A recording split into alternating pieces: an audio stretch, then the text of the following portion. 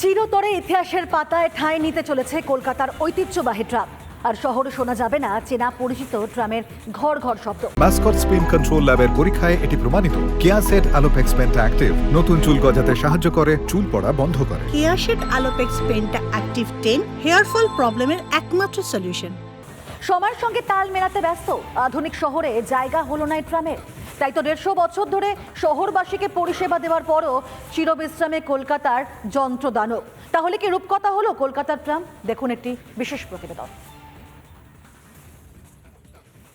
একটা সময় ছিল যখন যাতায়াতের অন্যতম মাধ্যম এই ট্রাম। স্কুল কলেজ ফেরত অনেকেই ট্রামের ভরসাতেই থাকতেন। কেননা আমি এই মুহূর্তে যে ট্রামে রয়েছি, অর্থাৎ শ্যামবাজার থেকে ধর্মতলা রুটের যে ট্রাম, এই রুটে অনেকগুলো স্কুল কলেজ রয়েছে। স্কুল কলেজ পড়ুয়ারা, যারা অভিভাবকরা রয়েছে, প্রত্যেকের কাছেই এই ট্রাম অন্যতম একটা মাধ্যম ছিল, যেটা ধীরে ধীরে বন্ধ হতে চলেছে। 150 বছরের একটা ইতিহাস ধীরে ধীরে শেষের পথে। ট্রাম তো প্রায় সবগুলো রুটে এবারে বন্ধের সিদ্ধান্ত। একটা রুটিতেও চলছে মোটামুটি এখন গড়িয়াহাট, সেটাও গড়িয়াহাট থেকে ধর্মতলা ভায়া শ্যামবাজার, এই রুটটাই আছে। আগামী প্রজন্মকে ট্রাম চেনাতে গেলে আমাদের সাহায্য নিতে হবে, হয় ইউটিউব, না হলে সিনেমার, আর না হলে কোনো ছবি যেটা আপনি সংরক্ষণ করে রাখছেন। কেননা এই ছোট্ট ছোট্ট যে চেয়ারগুলো রয়েছে, এই যে লোহারের চেয়ার, সেই চেয়ারে বসে যাওয়ার যে আনন্দ, সেটা এখানেই শেষ হচ্ছে। কি বলবো, এটা তো চলা উচিত। বন্ধ হয়ে গেলে কিছু আর কি করা যাবে, আর ঐতিহ্য সেটা নষ্ট হয়ে যাবে। এককালে বাটন ফোন ইউজ করতেন, এখন স্মার্টফোন ইউজ করেন। আমাদের মেট্রোতে আগে যে নন এসি রেক চলতো, এখন এসি রেক চলছে। লাস্ট 40 বছরে ট্রামের সেরকম আপগ্রেডেশন হয়েছে কি? হয়নি। একটা নস্টালজিয়া বটেই, খারাপ তো লাগেই, কিন্তু সরকারের আমাদের তো কিছু বলার নেই। সরকারের ডিসিশন। ট্রাম উঠে যাবে শুনেই কি ট্রামে ওঠা হলো যে আর চড়াতে হবে না? না, মানে আমাদের শখও আছে, মানে আমরা চেপেছি আগে, কিন্তু এখন মনে হয় যে হ্যাঁ, ট্রামটা থাকলেই ভালো হয়। আমরা চাই যেন সরকার আর একবার ভাবুক ট্রামটার কথা, অন্তত কয়েকটা রুটে রাখুক। বলা হচ্ছে না রাস্তা ট্রামের লাইনগুলো তুলে ফেলা হবে, এই বউবাজারে নেমে যাবো, ট্রামের লাইন রাস্তাগুলো তুলে দেওয়া হবে। রাস্তাগুলো তুলে দেবে বলছিল যে বাইকে স্প্লিট করে, তো সেই জন্য। কিন্তু ট্রামটা না থাকলে আর রাস্তায় ট্রামের লাইন নিয়ে আমরা কী করবো? ট্রামটা রাখা অন্তত 2-3টে রুটে রাখা দরকার। যারা রয়েছেন এই মুহূর্তে ট্রামে আমাদের সঙ্গে, তাদের অনেকেরই মন ভারাক্রান্ত এবং তারা অনেকেই বলছেন, একবার কি ভাবা যেত না, একবার কি বিকল্প কিছু কি ভাবা যেত না এই ট্রামকে রক্ষা করার জন্য? বিকল্প কোনো রাস্তা কি সত্যি খুঁজে পাওয়া যেত না, নাকি ইতিহাসকে উপড়ে ফেলাটাই এই মুহূর্তে সব থেকে বেশি জরুরি? এটাই উঠছে প্রশ্ন। ভিডিও জার্নালিস্ট সঞ্জয় নাইয়ার সঙ্গে মধুকল্পিতা, রিপাবলিক বাংলা। আর এই সমস্ত কিছুর মাঝে কিন্তু সুদীপ্ত রায়ের বিরুদ্ধে দুর্নীতির অভিযোগের তালিকা ক্রমশই দীর্ঘ হচ্ছে। আর এবার কলকাতা মেডিকেল কলেজে সেখানে ল্যাব দুর্নীতিতেও নাম জড়ালো তৃণমূলের বিধায়কের। শুধু তাই নয়, ভুয়ো নথি দেখিয়ে হাসপাতালে নিজের পছন্দ মতো নিয়োগও করেছেন, এমনটা অভিযোগ কলকাতা মেডিকেলের রোগী কল্যাণ সমিতির প্রাক্তন চেয়ারম্যানের বিরুদ্ধে। দেখুন।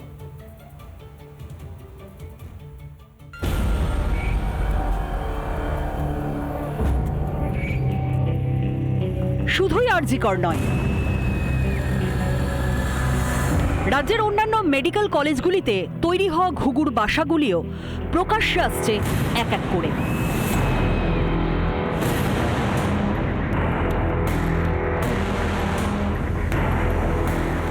এবার কলকাতা মেডিকেলের প্রাক্তন রোগী কল্যাণ সমিতির চেয়ারম্যান সুদীপ্ত রায়ের বিরুদ্ধে আরও দুর্নীতির অভিযোগ সামনে এলো। অভিযোগ, রোগী কল্যাণ সমিতির চেয়ারম্যান থাকাকালীন ল্যাব দুর্নীতির সূত্রধার ছিলেন শ্রীরামপুরের তৃণমূল বিধায়ক তথা চিকিৎসক সুদীপ্ত রায়। সিএমসিতে সুদীপ্ত রায়ের সুপারিশে চাকরি পান জয়ন্ত ঘোষ নামে এক ব্যক্তি। এই জয়ন্ত ঘোষ প্যাথোলজি টেকনিশিয়ান হিসেবে কাজে যোগ দেন। অভিযোগ, বিভিন্ন প্রাইভেট ল্যাবের নমুনা সরকারি ল্যাবে পরীক্ষা করতেন এই জয়ন্ত ঘোষ। এর জন্য প্রতি মাসে সুদীপ্ত রায়কে মোটা টাকা পাঠাতেন জয়ন্ত। স্বাস্থ্য দফতরের হেলথ রিক্রুটমেন্ট বোর্ডের সদস্য সুদীপ্ত রায়। এই পদকেও তিনি পুরো মাত্রায় কাজে লাগিয়েছিলেন বলে অভিযোগ। রোগী কল্যাণ সমিতিতে থাকার সুবাদে সুদীপ্ত রায় কলকাতা মেডিকেল কলেজের 3টি বিভাগ, নার্সিং বিভাগ, সেন্ট্রাল ল্যাবরেটরি এবং কার্ডিওলজিতে 3 জন নিজের পছন্দের লোককে নিয়োগ করেছিল, যদিও পার্মানেন্ট স্টাফ হসপিটালের যারা স্থায়ী কর্মচারী সেই পার্মানেন্ট স্টাফদের বিরোধিতায় এই 3 জনকেই বহিষ্কার করা হয়। উঠে আসছে আরও চাঞ্চল্যকর অভিযোগ। যোগ্যতা প্রমাণে কোনো বৈধ নথি বা শংসাপত্র দেখাতে পারেননি সুদীপ্ত রায়ের প্রার্থীরা।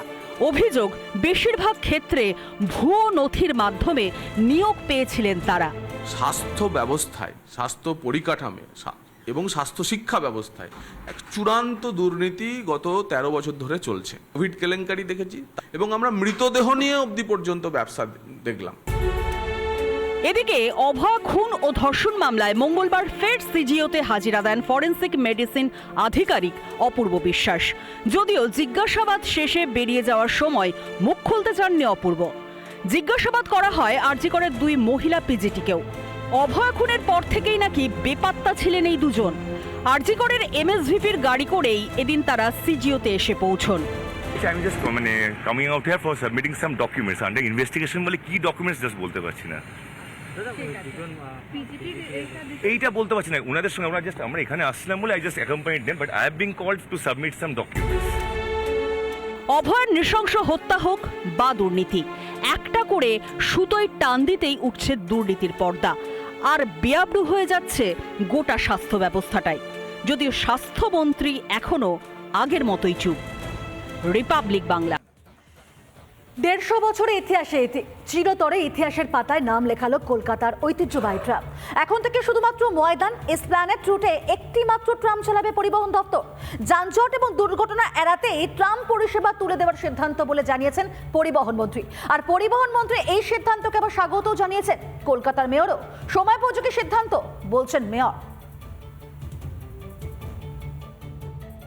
ট্রাম চালানোর ক্ষেত্রে স্মুথ ট্রাফিক চালানো, বাস গাড়ি অন্যান্য যানবাহন চালানোর ক্ষেত্রে একটা যানজটের সমস্যা আছে বলে এবার কিন্তু সেই ট্রামটা থাকছে না। পুরো রাস্তাটা জ্যাম হয়ে যাচ্ছে। এরকম ছোট ছোট রাস্তায় ট্রাম চালানো সত্যি অসুবিধা হচ্ছে। আজকের যুগে যখন ট্রাম এসেছিল তখন মেট্রো রেল ছিল না, এখন কলকাতার চারিদিকটা মেট্রো রেল ঘিরে নিয়েছে। সুতরাং আমাদের একটা গ্রিন ট্রান্সপোর্ট পেয়ে গেছি। রাজ্য পরিবহন মন্ত্রী এবং কলকাতার মেয়রের কথা তো আমরা শুনলাম, কিন্তু রাজনৈতিক মহলে নিয়ে কি ভাবছেন রাজনৈতিক ব্যক্তিত্বরা, শোনা যাক এক এক করে।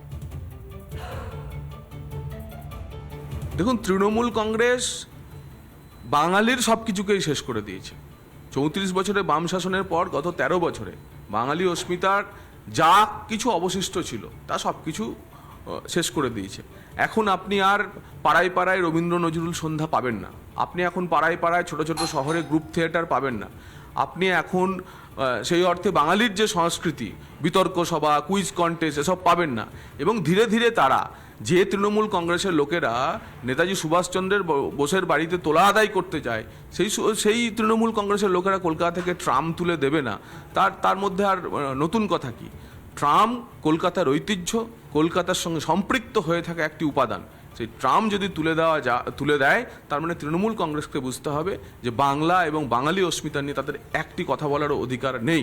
এবং আমরা যদি কখনো ক্ষমতায় আমরা যখন তৃণমূল কংগ্রেসকে হারিয়ে আসব, আপনি নিশ্চিত থাকেন যে কলকাতা শহর সহ পশ্চিমবঙ্গের এই ধরনের কৃষ্টি সংস্কৃতির এবং যা কিছু উপাদান আছে তাকে আবার পূর্ণ সংরক্ষণ আমরা দেব।